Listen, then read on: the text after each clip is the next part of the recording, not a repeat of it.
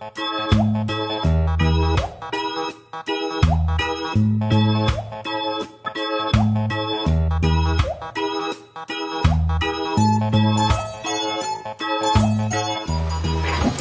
секциямыздың мақсаты балабақшадан бастап студентке дейін жеке даму траекториясы, модельдеу, психологиялық қолдау, ата-анамен жұмыс және балабақша педагогтерінің жаңа буынын ұсыну.